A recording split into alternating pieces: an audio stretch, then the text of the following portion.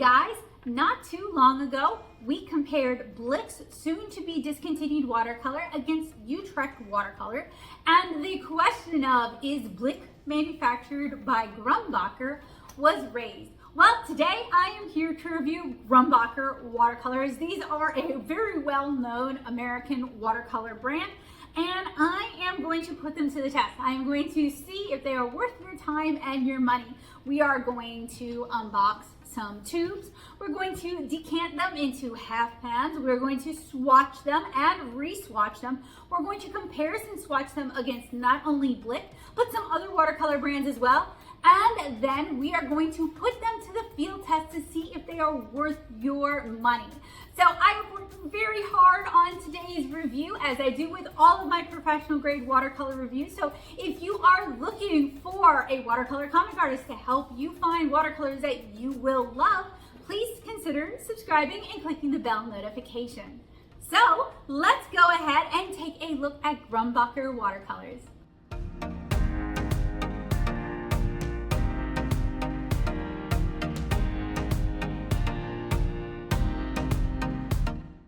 Hey there, art nerds. So I am working on my backlog, my hoard of art and watercolor supplies that I've been meaning to share with you guys, but I was busy teaching classes and recording tutorials. So I'm really excited to be able to talk about Grumbacher watercolors today.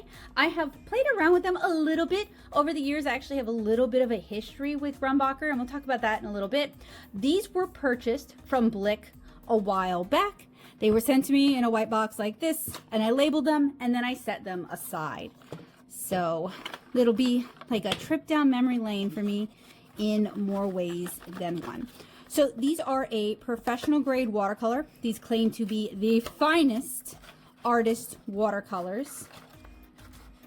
And I think this is a brand a lot of people have seen around, they're familiar with, but they may not have used.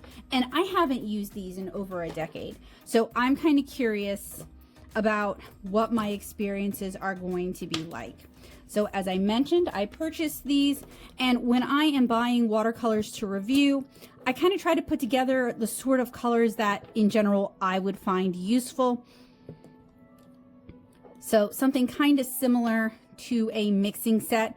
I'm just surprised that I didn't get a sepia or a burnt umber or a burnt sienna. Those are colors that I do typically lean towards. But the colors that I purchased, and I purchased these open stock, are lemon yellow, Indian yellow, true red or Grumbacher light, burnt alizarin or crimson golden, alizarin crimson, French ultramarine, phthalo blue, phthalo purple, yellow ochre, and phthalo green light. So I mentioned I have a little bit of a history with Grumbacher. So when I started undergrad at the University of New Orleans in 2005, it was the week before Hurricane Katrina, and Hurricane Katrina just really wrecked UNO. And like, to spoil the story in a way, it wrecked my college experience because my parents were not going to facilitate me going anywhere else, and I had a full ride scholarship, so I didn't have a lot of choices. And there were good experiences at UNO, and there were bad experiences at UNO. One of the reasons I chose UNO was because they were beginning an illustration department, and the professor who wanted to head that department was going to specialize. There was going to be a heavy focus in illustration and watercolor. And if you guys are familiar with my work, what do? I do watercolor comics. So I was really excited about that. And Hurricane Katrina not only ruined his life, and I am sad, I sound glib when I say that. I'm not. It was awful, and I felt so bad for him. But it was also 16 years ago, and it is also just kind of indicative of the kind of luck a lot of us artists have.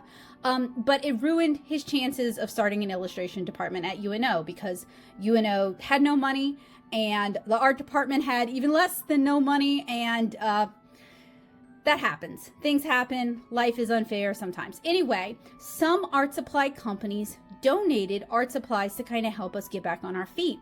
And Grumbacher sent watercolors, but for some reason, they only sent like one color, and it was like this strange pink. And none of the professors who were teaching the art fundamental classes, which is what I was in at the time, really understood how to use watercolor or teach watercolor. So we were given like one tube of watercolor paint and told to use it. And then when all of us used it like acrylics, because none of us had experience with professional grade watercolors at the time, it really frustrated our teachers, but they didn't know how to tell us how to use it properly. So in a way, Grumbacher was really a formative experience for me, because I love watercolor and I love all the colors of the watercolor, and I review watercolors to help people find watercolor that is a good fit for them. And I teach watercolor, and I am a strong believer that anybody can learn how to use watercolor. And it might have been because I had such a miserable first experience, yet I still love how the medium looks, that I decided to use it for my comics and for my illustration. So in a way, I owe Grumbacher a very strange thank you. And I kind of sort of maybe owe UNO a very strange thank you. Not because they really facilitated or taught me watercolor in any way, shape, or form, but you know what? That was why I went to UNO, and it really kind of ignited a spark, and I had to look all of these things up on the internet. And this is before Reddit, and this was during the time of Something Awful, and this was before art tutorials were super available and art YouTube was anything. So it was kind of a struggle bus, and it really made me want to not only learn how to do these things and pursue these things. And yes, I did check out books from my library, but we didn't have the plethora of resources that we have now. It also made me want to be the kind of person who contributed resources to help other people on their journey. So I think I do owe like a tiny debt of gratitude to Grumbacher for kind of setting me on my path. And to give you guys context, I had done some watercolor. My experience with watercolor up until that point had been with Crayola, with Reeves, and with the General's watercolor pencils that they sold at Walmart. So while I loved the medium, I could not understand why my paints behaved so differently, dried so differently, looked so awful. I didn't know what papers to use, so I was doing it in a sketchbook. I had absolutely no help and no guidance. And that really set a passion in me to try to help other people learn and to make it as accessible to as many people as possible, because I think art should belong to everybody. So Grumbacher has two tube-based watercolor lines. Their student grade, which is Grumbacher Academy, and their finest artist watercolor tubes. The Academy starts at $4.83 a tube, and the finest artist watercolor tubes and sets start at $10.54. They also have the Japanese watercolors that are very similar to Gensai watercolors that I reviewed for you guys. And I'm going to go ahead and link that. In today's review, I am going to be doing a head-to-head comparison of the finest watercolors as well as the Gensai. I don't think I have any of the Academy, and I'm not necessarily looking to go spend additional money on the Academy, so I will not be including that in today's comparison. They also have like what looks like young student watercolor pan sets. I believe I have reviewed their opaque watercolors here on the channel years ago, so I'll try to dig that up for you guys. And the Japanese watercolor sets start at $19.22, but generally cost more like $21, $22.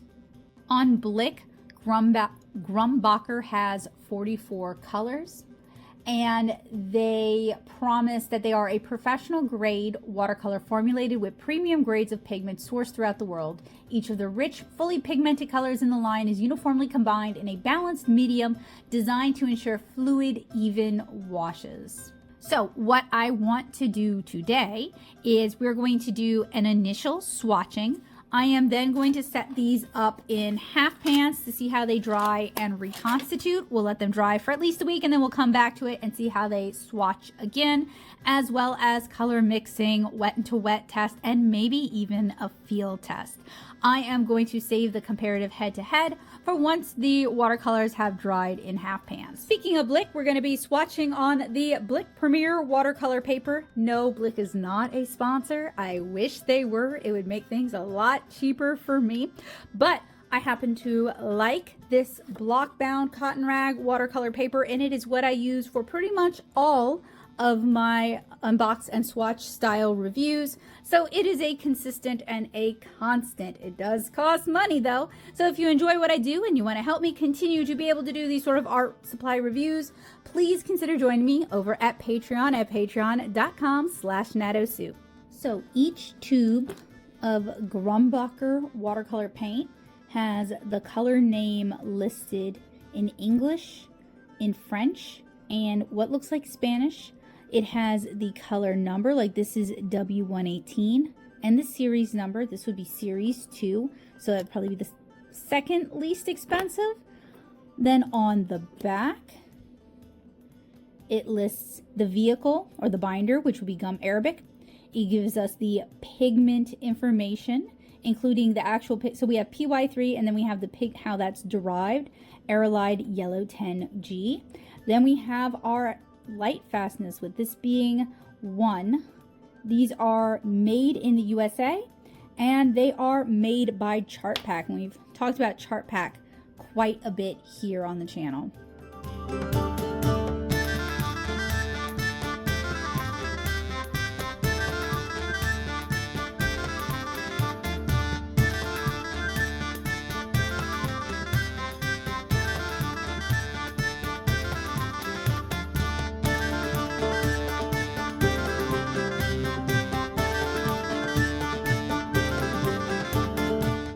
Decanting into half pans was very easy to do with no explosions, no stuck caps, and the colors did not separate. The colors are thick and stand up well in half pans.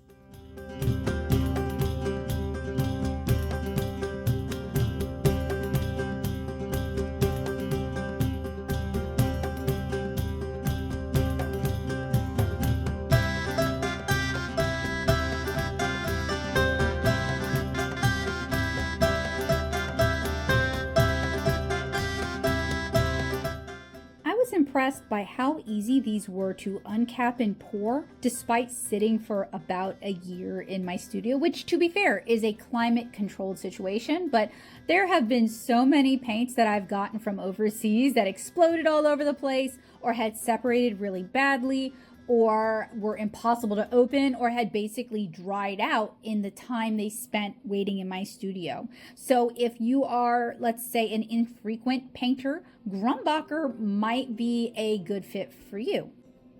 Look how cute that little palette is. So here is one of the downsides to messing with phthalos.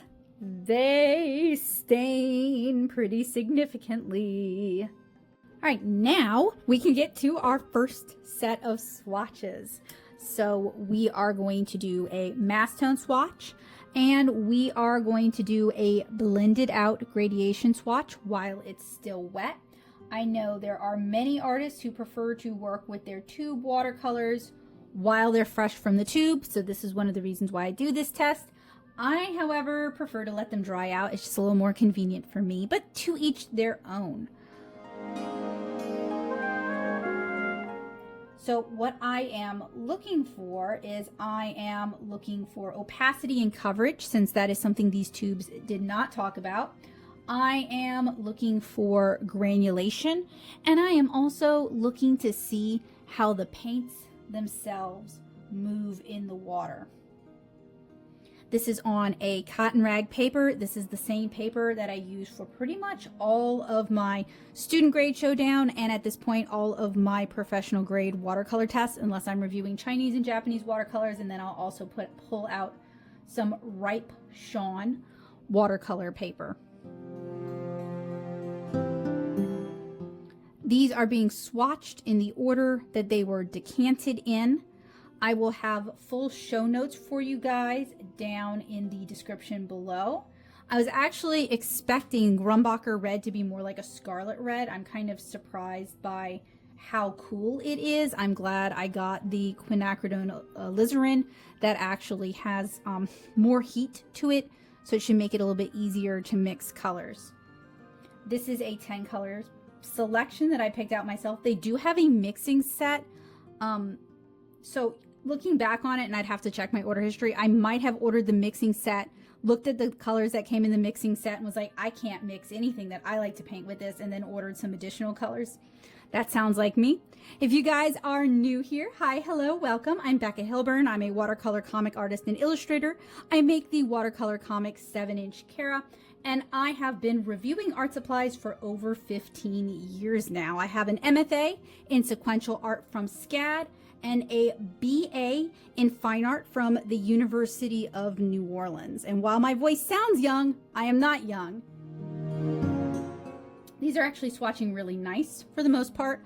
I think personally they will probably benefit from being dried out, which is what we're going to do just so that, you know, color control, paint control. But in general, these are pretty nice to paint with. Are they the nicest watercolors I've ever painted with? Probably not. But I know Grumbacher is carried by pretty much everyone everywhere. So that might make it a really good American-made watercolor option if that's, you know, the direction you choose to go. Winsor & Newton is also carried by everyone everywhere, but that is a British watercolor. So if you are looking to buy American watercolors, I always take an interest in when paints are manufactured in the US because that is a job that a lot of artists can find employment in. And you know me, I am all about artists finding work and getting paid for what they do. Speaking of, if you are old here, please don't think I didn't notice you. It's so good to see you guys. I am so glad that you guys have decided to join me yet again. It is always a pleasure. And if you guys enjoy what I do, make sure you leave a like. And you know what? Comment your favorite watercolor brand for me. I want to see if I've even, you know, if I've tried it out. I am very US based. So there are so many brands that I have not had a chance to try out. So maybe you guys will suggest something new that I'd like to get my hands on.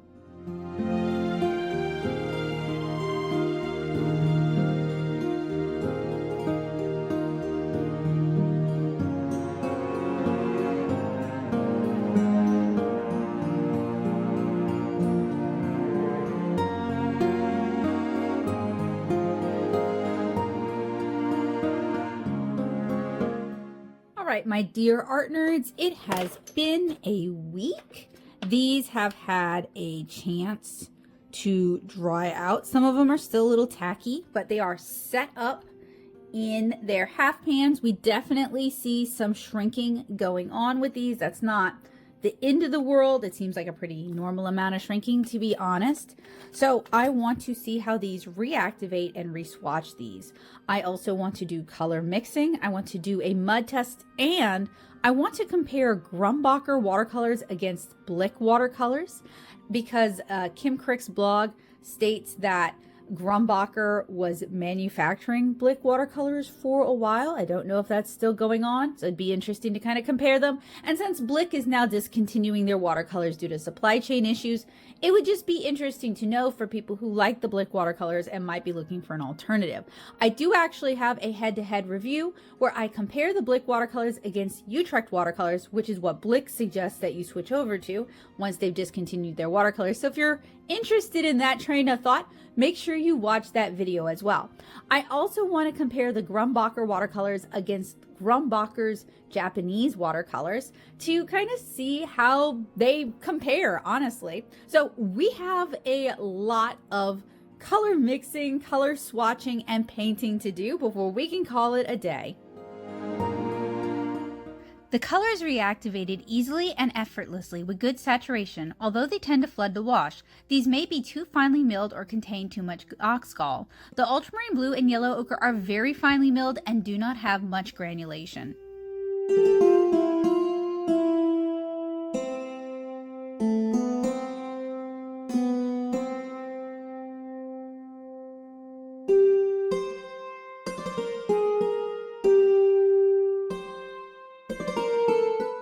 Everything's looking really good with the re-swatching, so now let's do some color mixing. And if you are old here, you know that I like to do two types of color mixing to test out watercolors. We are going to do optical, where we layer one color on top of another, and we're going to do atomic, where we take two colors and we smash them together and see if we can mix some good secondaries. Starting out with atomic mixing, I noticed that we're able to get some decent secondary mixes with the colors that I have, and they dry pretty saturated, which is great because often when I do atomic mixing, we end up with some really desaturated mixes.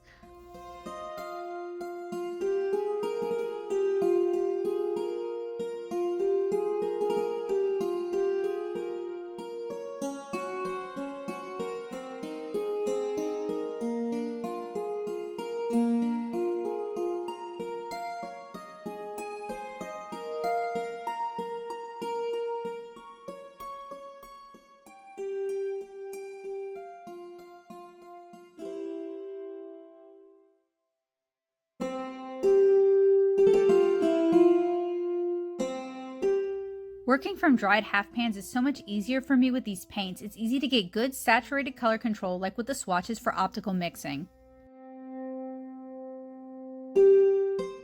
So far, color mixing colors me impressed. These are handling a lot better than I remember them handling, and I feel like they're pretty comparable to like Winsor Newton.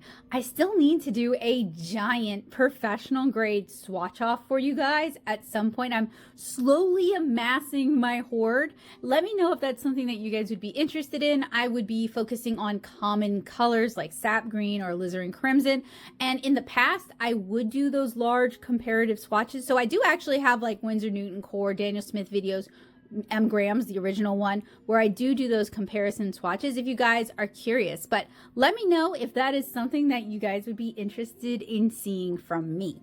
So I don't have room on here for the wet into wet test. I am going to have to get another watercolor block. So I will be right back and we can do that. For the wet into wet test, I am going to switch over to Fluid 100. This is not my usual wet into wet test, so we are going to have to kind of keep an eye on things. This is a block bound cotton rag paper though, so we should still be able to see what we're hoping to see, which would be how the colors mix together, how the colors run together, what colors are more opaque, how do they granulate, are there problems with flocculation, anything like that. I was really tempted to just scrap this part because I think my fluid watercolor has spoiled, because the wet and the wet for this was just awful at this point. Weird grittiness with some of the colors like ultramarine blue, the darker red, the lighter red. This could be an issue with the fluid paper because it's old. But I also wanted to show you guys so that I could talk about, you know, what you'll see if your watercolor paper has spoiled, and how sometimes it takes experience with watercolors to know that your paper is spoiled and that it's not a problem with the paints or with you.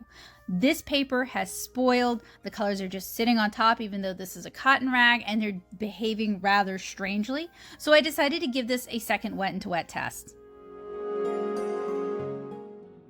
This wet into wet test looks absolutely awful. I want to give Grumbacher the benefit of the doubt and assume that maybe my fluid watercolor paper spoiled. So I'm going to set that aside, and I have, this is just an offcut. It's possibly Arches, it could be Moulin de Roy, whatever it is a cotton rag paper. It could even be Blick cotton rag. I just kind of save these offcuts for doing like swatch maps. So that's why I wouldn't normally grab this, but I do want like a second opinion. And I do know that this paper was cut within like the last 2-3 months. So I am going to go ahead and affix this to some chipboard, and we will try again to see if these handle a little bit better. So even though this was a mystery scrap of cotton rag paper, this looks a lot better, but I am still seeing some of the weird graininess that isn't really granulation with the ultramarine blue, but it's not nearly as bad on this paper. It'll be interesting to see how this dries. The colors move a lot more on this paper, I guess because the sizing isn't ruined and they aren't so scrubby.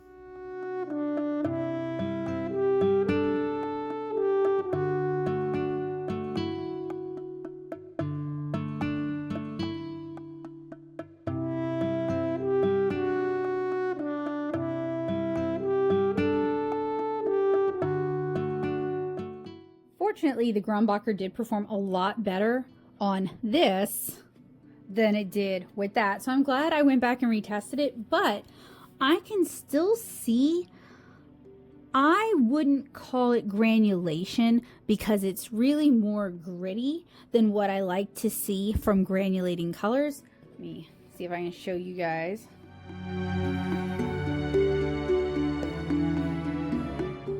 See what I mean? Usually I prefer like a softer granulation than that, but let's see. It probably should stay on here for a little bit longer. So what I'm going to do next is we're going to do some comparison swatches. We are going to compare these to Blick, and we are going to compare these to the Grumbacher Japanese watercolors. So for this, I am going to start with the Blick watercolors. These were set up into half pans a little bit more than a week ago, and I just wrapped up my Blick Utrecht review, so I hope you guys will check that out. Then I'm going to do the Grumbacher in the middle, and then I'm going to do the Grumbacher Japanese watercolors over here on the side.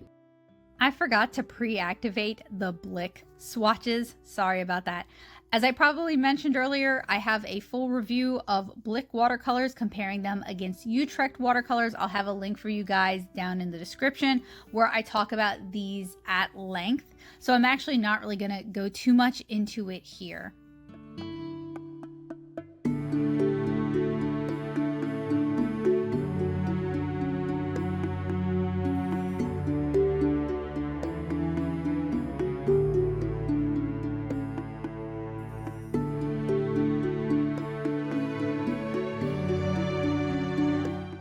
So these still had some water on them, but they've had a couple of hours to dry out. These seem to activate easier than the Blick, but they also seem quite similar to the Blick, although not exact. I did compare some of the pigments, and they do have a lot of pigments in common between the two brands, color to color. I also reviewed these not super long ago. I will have the full review for you guys listed out in the description. This feels like their attempt at Gensai Tambi, which is kind of strange because Cole Arts is the US distributor for Kuretake. So it seems weird that Cole Arts would approve a product that is competing with another product that they're distributing. I like Kuretake Gensai Tambi better. You get twice as much paint and they're less expensive than the Grumbacher Japan. So I don't really know why these exist. So we have Blick, we have Grumbacher, and then we have Grumbacher Japanese. And when comparing the Blick and the Grumbacher, they do handle pretty similarly, and both brands do have a lot of pigments in common, but it's hard to tell whether or not they're really the same watercolors, because some of these things, like, give me a sec, the similarity in the tubes, for example, kind of look like they might be the same tubes, look like they may come from the same factory, but tubes like this are often mass produced. Another thing is that both brands actually list what the pigment is derived from. In the case of lemon yellow, it's Arlide Yellow 10G, same for both of them. And they both list the vehicle being gum Arabic, as well as the light fastness. So there are actually a lot of things in common. Grumbacher is made in the USA, although it also says Fabrique au EU, I guess that's États-Unis, the United States in French. These also say made in the USA. So there are a lot of things in common between the two that could lead you to believe that they are definitely from the same company, but you know, like, it's hard to find that information out definitively. Another thing is they may be, sure, maybe they are both manufactured by Grumbacher. My goal is not to disprove Kim Crick in any way, by the way. It's just to point out that it can be hard to find this information out.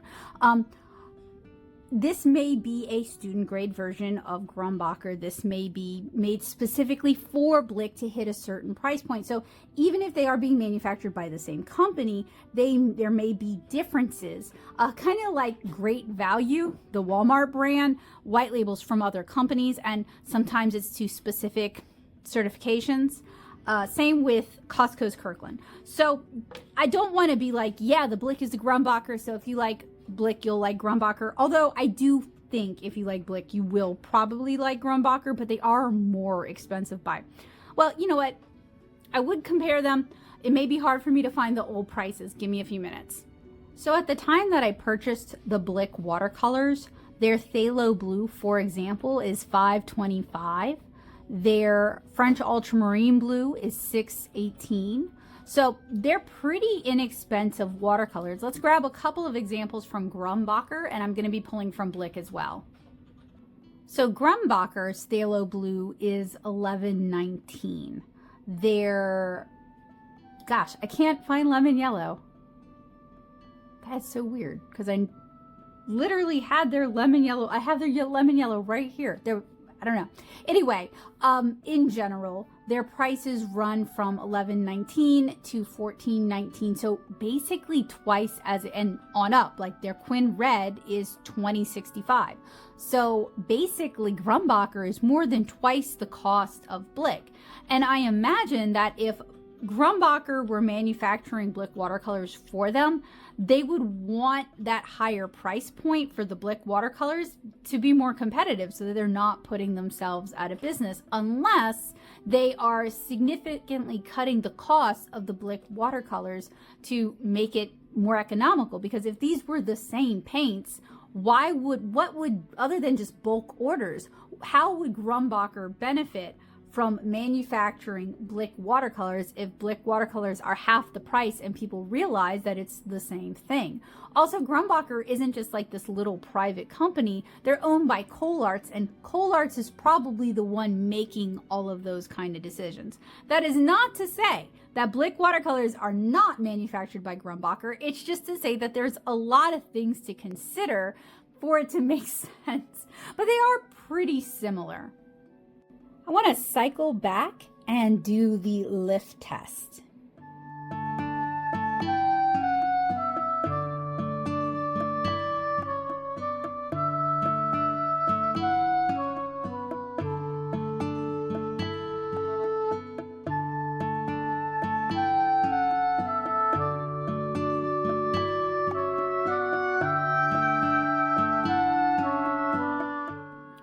These are surprisingly not lifting. These are the weakish old swatches, maybe a little more, and these were done like yesterday, and neither of them move a whole lot, not even for colors that are more granulating that you would expect liftability.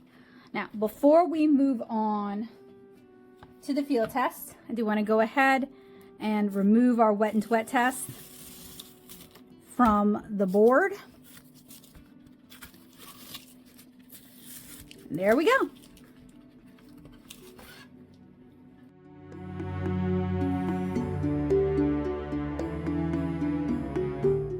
So I do have pigment comparison notes between Blick and Grumbacher. I do need to put them in a spreadsheet to share with my patrons over on Patreon, but I'll go ahead and read them out for you guys as part of the field test section.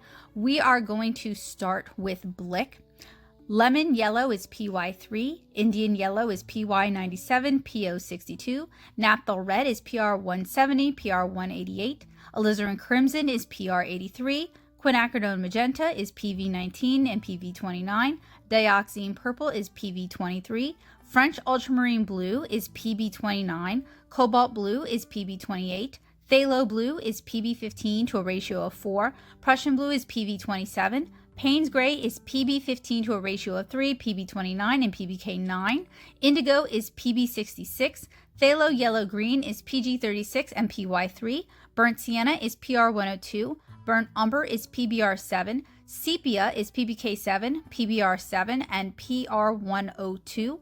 Ivory black is PBK9. I purchased more Grumbacher paints between when I started this review and when I did the field test. So this is not all indicative of all of my paints, but lemon yellow is PY3, Indian yellow is PY97, PO62, true red or Grumbacher light is PR170, PR188. It's the same pigments as Blick's Naphthol red. Burnt alizarin crimson or crimson golden is PR83, PR101. Alizarin crimson is PR83. Phthalo purple is PV32, PB29. French ultramarine light is PB29. Phthalo blue or phthalo blue, without the P, but THALO, is PB115 to a ratio of 4. Phthalo blue, same spelling, or sorry, phthalo green, same spelling, is PG7, and yellow ochre is PY43, PY42. There's a lot of pigments in common between these two brands, and while they do handle similarly, it's really hard to know if they're the same due to things like binders and extenders. And Kim Crick reviewed and compared Blick to Grumbacher a few years ago, who at the time were hired to produce Blick paints and found them lacking in comparison to Utrecht. Our opinions actually differ on that one, which I thought was interesting, and that is why different artists review different things, because we're all going to have kind of different opinions. The Blick watercolors do seem to be a lot dustier than Grumbacher, and the colors seem similar, but to be fair, I selected for the same colors, and both brands list their pigments on their tubes. So for the field test, we started with some splatters. Compared to Paul Rubens, which I was just handling the PR floral set like right before I painted this Fieldtest. These are very dry, but they reactivate quickly and a lot of the color comes off. Could just be a higher pigment load or a difference in the binder. These dry very saturated. I am painting on Arches cold press cotton rag watercolor paper, by the way.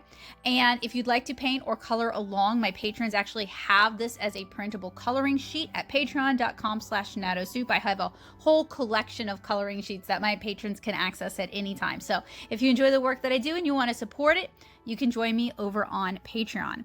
So for the painting itself, these activate very quickly with a lot of color payoff. These are really saturated, so color control can be a challenge and can result in paint wastage. It's not a bad thing. It may just change how you want to utilize these paints in a dried setting. Setting them up in a ceramic palette so you can draw from them may be a better option than the pans that I'm using. And this is the land of saturated colors, so color control was a little difficult for me.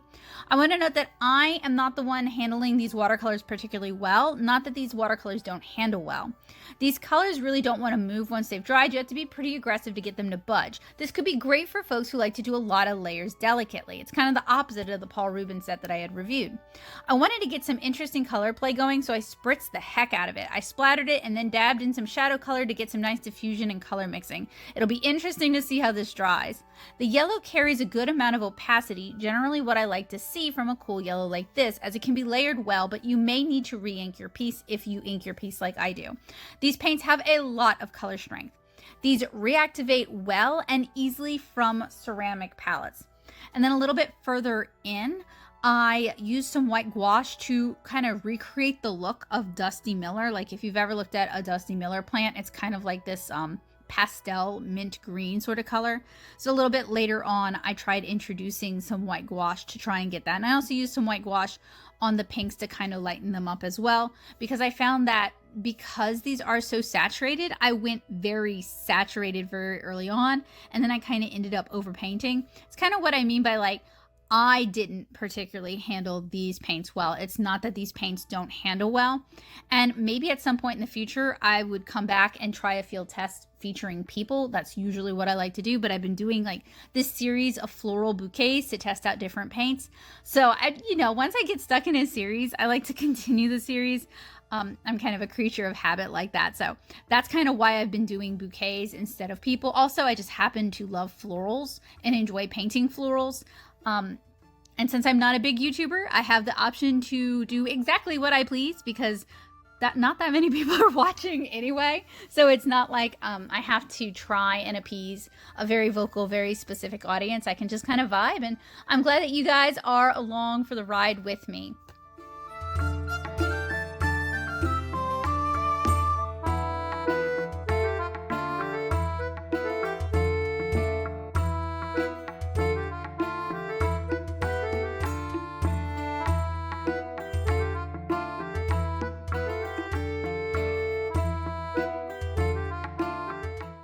I do wish I'd picked out a wider range of colors, but I was able to mix what I needed, and these are really easy to mix and they are very nice and saturated. Another thing is that Grumbacher Professional is rather expensive for watercolor. It's not the most expensive paints that I've ever bought, but they are on the higher end for how they perform. So it's hard to kind of collect enough of them to be able to really put them through a good field test. So I kind of had to make do with what I had. Speaking of, I mentioned the white gouache and adding that to kind of adjust the colors and lighten them back up. That's what I'm doing here. And then I painted on top of them. The gouache is just really inexpensive Utrecht gouache that I've had forever. You guys see it in a lot of my videos. It worked decently well for this technique. So they're good workhorse watercolors. They're just kind of expensive, and I think finding a way to economize them, like working from a ceramic palette, reworking your colors from that palette, not cleaning off your palette in between illustrations, is probably the way to go. Somebody who has a more set palette of mixes that they like to use, they might have like a mother mix that they like to utilize, would probably do well with Grumbacher, whereas somebody like me who's always painting very different subject matter and does benefit from a clean palette in between, it's probably wasted on me because they are kind of expensive.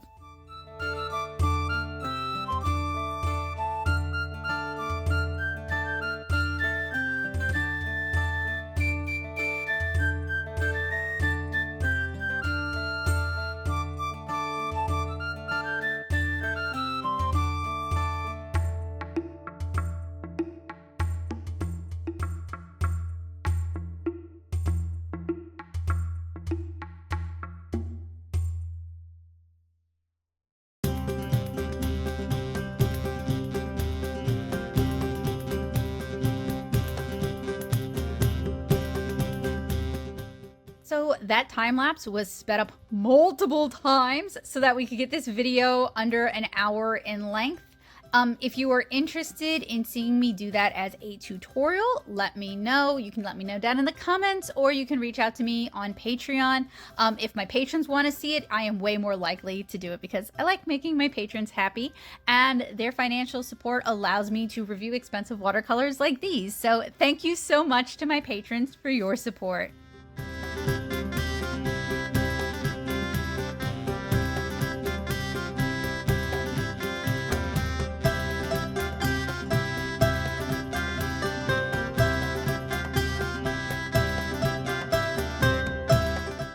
I really love watercolor and I really enjoy painting with watercolor, so these reviews allow me to be able to share my love and passion for a subject matter and for a medium with you guys, and I'm really grateful that I get to do that. So, you know, before we say goodbye and before we talk about the pros and cons, I did want to say thank you guys for joining me and hanging out with me during this field test because I really enjoyed it.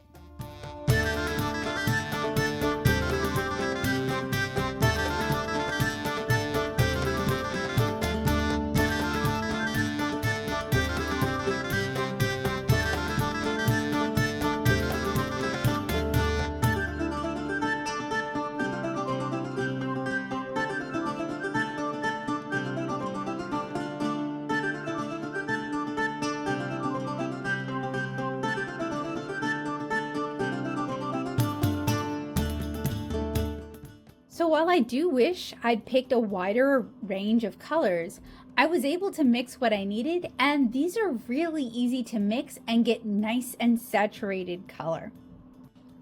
So what are the pros and cons of Grumbacher Finest watercolors? Let's start with the pros. These are good watercolors, seriously. They're made in the US, and you can find these at most US-based art supply stores, and a little goes a long way with these. The cons, however, they're kind of expensive, especially compared to some of the other available watercolors. They're a little bit dry, and they're very saturated, so it's probably better for folks who set up on a ceramic palette or people who want a lot of immediate color. In the half pan format, these would be very prone to waste, so be careful. So what's my verdict?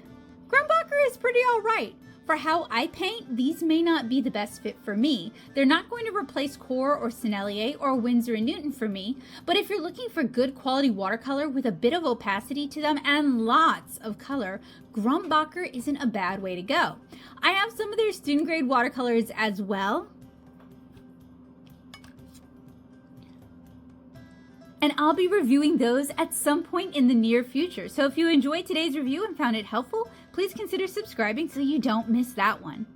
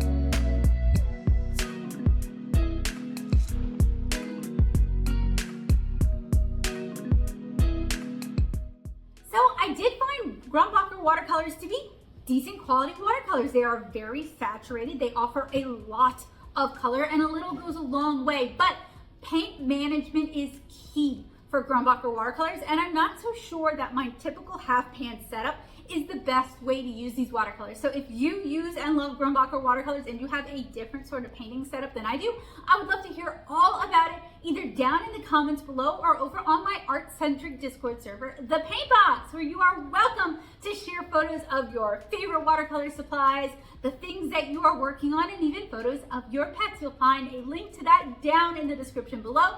along with the show notes and relevant links for today's video. So while I did enjoy Grumbacher watercolors, and I do think they are a quality watercolor, they are still not going to supersede some of my favorite watercolors that I use for my watercolor comics. However, if you feel differently, if they are your favorite watercolor, I'd love to hear all about it. So I hope today's review was helpful, useful, and informative. I hope it was helpful in helping you guys make art a habit, and I hope to see you guys again really soon with another art supply review or tutorial. If you guys are new here, or even if you are old here, make sure that you never miss a video from me by clicking the subscribe button and hitting the bell notification to let YouTube know that you would like to see more reviews from my channel. I hope you guys have a wonderful day, and I hope to see you guys again really soon. Bye guys!